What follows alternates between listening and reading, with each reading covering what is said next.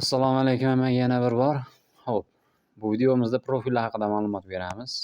Xo'p, profillarimiz 4x4, 6x4, mana xo'p, bu darvozamizni ramkasida ishlatgan, 8x4, buni shiviler. Qalligidan ko'rishingiz mumkin. Kechqurun qanaqa ko'rinyapti bilmadim. Stoykalarimiz mana 8x8 qalligi 2lik stenkada bo'lgan.